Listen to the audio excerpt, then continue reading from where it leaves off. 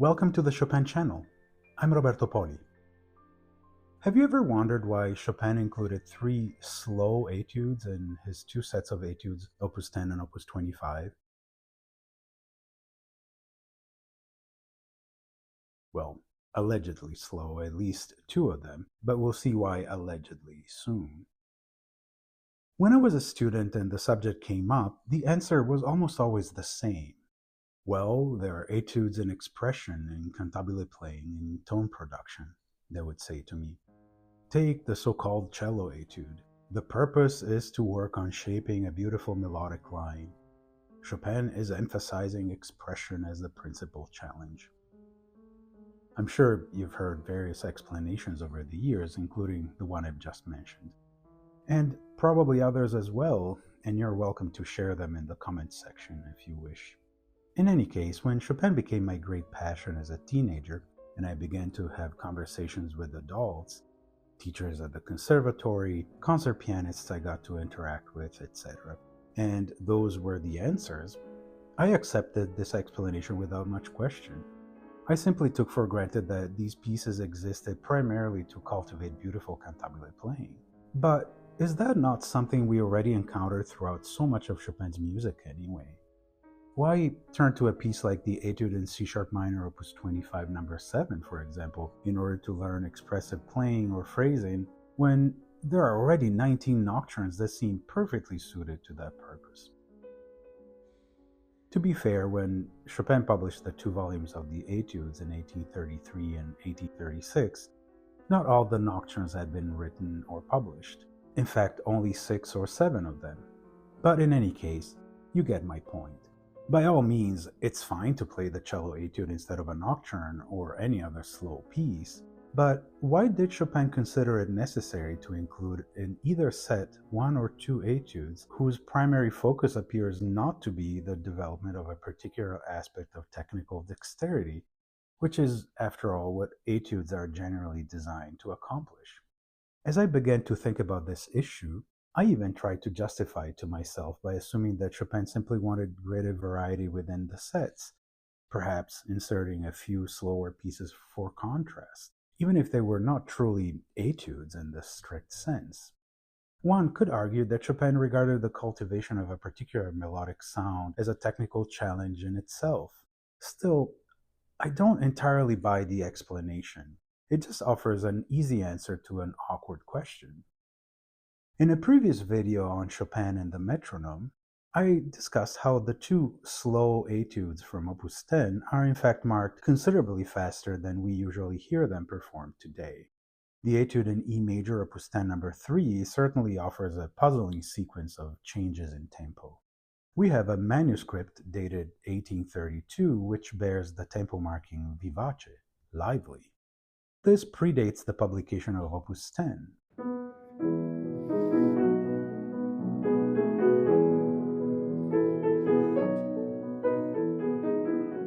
A later manuscript copy, prepared by Chopin for the engraving of the first French edition, published by Schlesinger in Paris, changes the indication to vivace ma non troppo, lively, but not too much.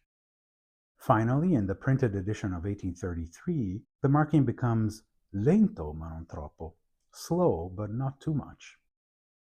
In other words, Chopin substantially revised the tempo indication within the course of several months. First, vivace was moderated by the addition of ma non troppo. Then, rather unexpectedly, vivace disappeared altogether and became lento, slow. And yet, to complicate matters further, Chopin chose a surprisingly fast metronome marking for it. Eighth note equals 100, a speed that seems fundamentally at odds with the final indication, lento ma non troppo.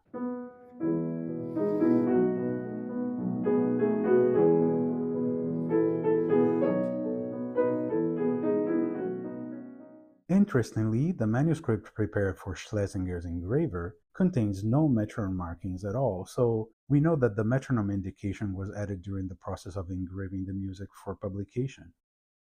With Opus 10 number 6, the extraordinary etude in E-flat minor, matters become even stranger. Chopin prepared a manuscript for Schlesinger's engraver that contains neither a tempo indication nor a metronome marking. Both appear to have been added only during the engraving process, presumably under Chopin's supervision. Here, again, we encounter a striking contradiction. The indication andante, certainly more flowing than lento, yet still relatively restrained, is paired with the metronome marking dotted quarter note equals 69, a speed that feels implausibly fast, not only for an andante, but especially for the character of the music itself.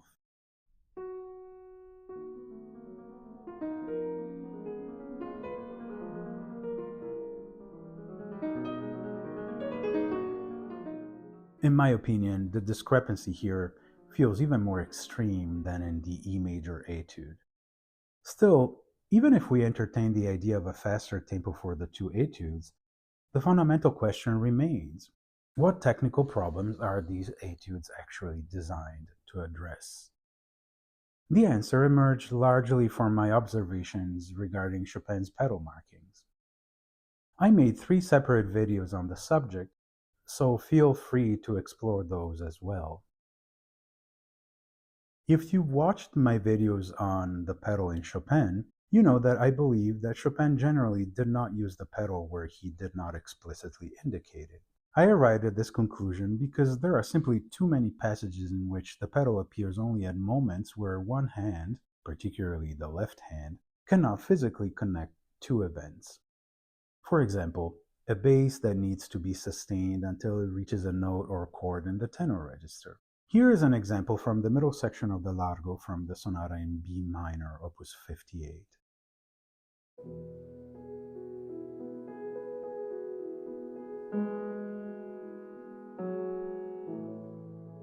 We see that Chopin does not pedal this passage, with the exception of the moment in which the fifth EB, held throughout an entire measure, needs to reach the G sharp in the tenor register. Most hands would not be able to reach the G sharp while holding the fifth all the way to the end of its value. The sustain pedal then is introduced to guarantee the connection. The moment the connection has been secured, the pedal is then discontinued. The same also happens in passages where the left hand can successfully connect an accompaniment in chords, for example. Here is an example from the prelude in E minor from opus 28, where the only 2 moments in which Chopin indicates the use of the pedal coincide with intervals in the left hand that are either difficult to reach for most hands or impossible to connect.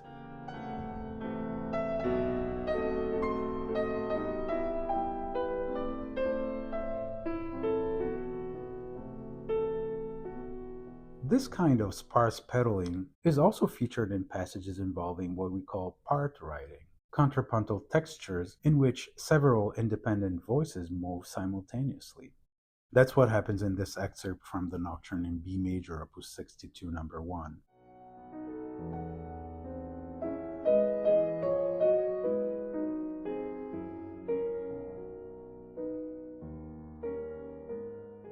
Here we see that Chopin uses the sustain pedal exclusively to connect intervals that cannot be physically reached. He then discontinues the pedal whenever connection is possible, and overholds values to show the independence of the 3 or 4 different lines. By contrast, whenever Chopin writes accompanied melody, he's far more likely to employ extended, even continuous pedal. For example, the kind of writing we encounter in the Nocturne in D-flat major, opus 27, number 2.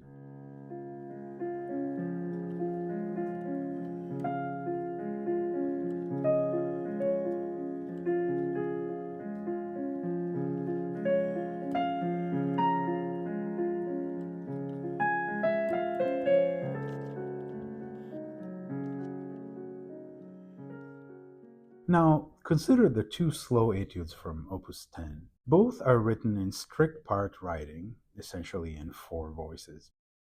And in both pieces, everything can, in Chopin's conception, be connected through extreme finger legato alone. In other words, there is no need for the pedal. Or better, one shouldn't need the pedal to play either etude successfully. And what does Chopin write at the opening of these two etudes? Legato in number 3, originally legatissimo, and sempre legatissimo, always very legato, in number 6. Legato as in no pedal should be used. This approach is deeply related to a keyboard tradition inherited from harpsichord playing, where connection between notes is achieved through extreme legato and constant finger substitutions. In many respects, these works, number 3 and number 6 from Opus 10, but especially number 6, remind me of the kind of writing we encounter in Bach, particularly in some of the movements from the suites and in some of the preludes from the Well-Tempered Clavier. I would like to share a few moments from the Prelude in F sharp minor from the second volume of the Well-Tempered Clavier I played a couple of days ago in preparation for this video on a 4-octave one manual organ, to show how in the absence of the sustained pedal, I'm forced to rely not only on extreme legato, but also on constant finger substitutions and sliding from black to white key to guarantee a successful performance.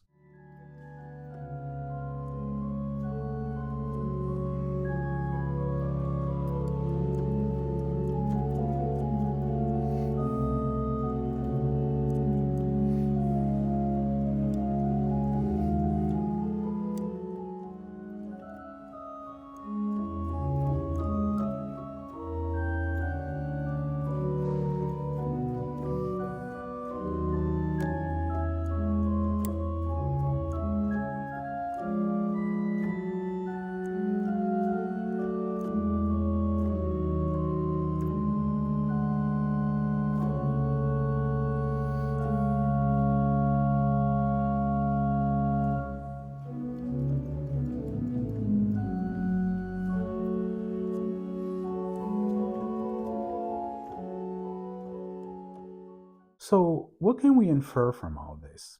Even though these pieces may have not originally been conceived as etudes at all, perhaps beginning simply as inspired examples of melodic convention cast in contrapuntal writing, they became etudes because this style of playing, which tends to exclude the use of the sustained pedal, is extraordinarily challenging. The fingers must sustain every note value meticulously, guaranteeing constant connection, and finger substitutions have to be employed whenever necessary.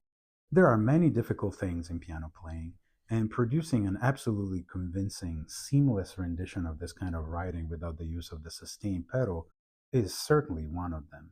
Try it yourself by playing the opening measures of the two etudes. Chopin, of course, possessed one important advantage. The pianos of his time featured dampers that did not silence the strings immediately in the manner modern instruments do. A faint resonance lingered after release, a kind of veiled after sound.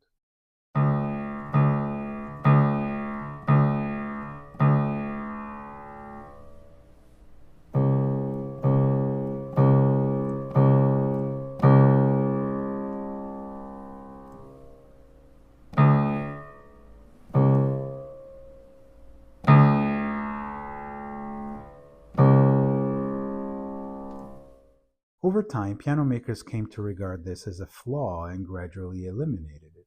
But in the 1830s and 40s, the sound world that Chopin knew was always surrounded by this ghost-like resonance, which naturally assisted the connection between notes so essential in the two etudes, and other pieces, of course, when performed entirely without the sustained pedal. Today, by contrast, pianists compensate through countless discrete pedal applications because otherwise the result can sound painfully dry and fragmented. So, in conclusion, I believe these two etudes were ultimately included in Opus 10 so that a pianist could cultivate extreme legato playing, a skill every serious pianist of the 1830s sought to acquire. And by legato playing, I don't mean beautiful legato lines, expressivity, etc. Those are all elements that affect the interpretation of the musical text. Here, what legato refers to is the ability to physically connect everything, not only by not letting go of the notes prematurely, but also by employing quick finger substitutions and slides between keys. And so we arrive at Opus 25. Only one etude in this set is slow, the so-called cello etude, a nickname, by the way, not given by Chopin himself, but inspired by the cello-like melody assigned to the left hand. Why was this piece included in a set of etudes? Here we are no longer dealing with strict contrapuntal writing, but with accompanied melody, duet-like texture, where the left hand carries the principal melodic line in the tenor register, while the right hand supplies both a soprano voice and harmonic accompaniment below it. The use of the pedal here is still surprisingly restrained. Entire sections contain no pedal markings whatsoever, suggesting once again that Chopin may have conceived the work primarily as a study in extreme legato playing. A brief parenthesis is worth opening here, something I already mentioned in a previous video.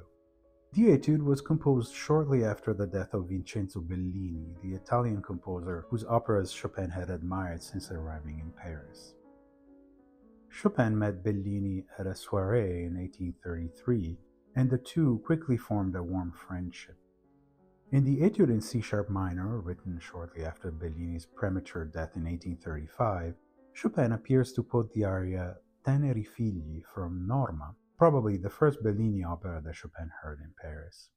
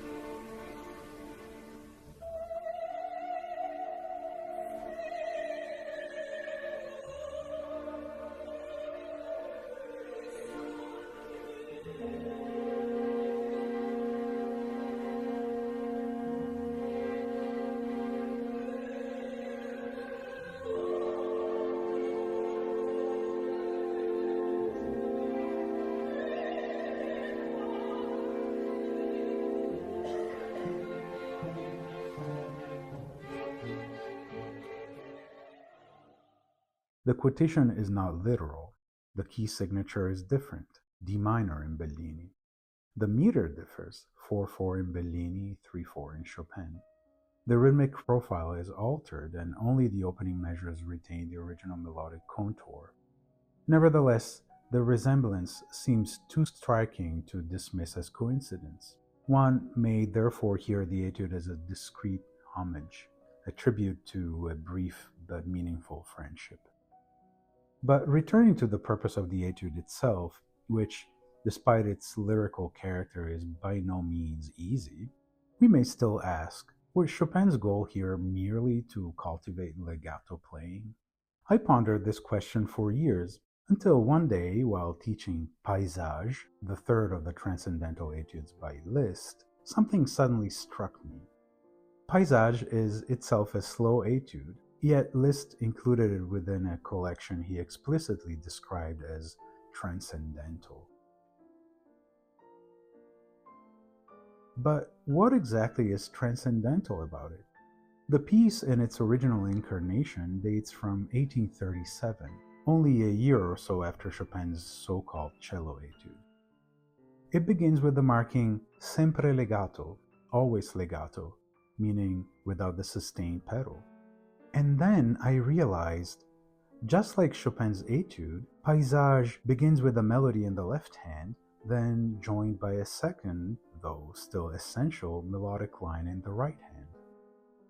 Eventually the roles switch, and the material heard earlier in the left hand is assigned to the right, and vice versa. This prompted me to survey piano repertoire from roughly the first 3 decades of the 19th century in search of comparable examples. Of course, I could not examine the entire repertoire, but what I found was revealing.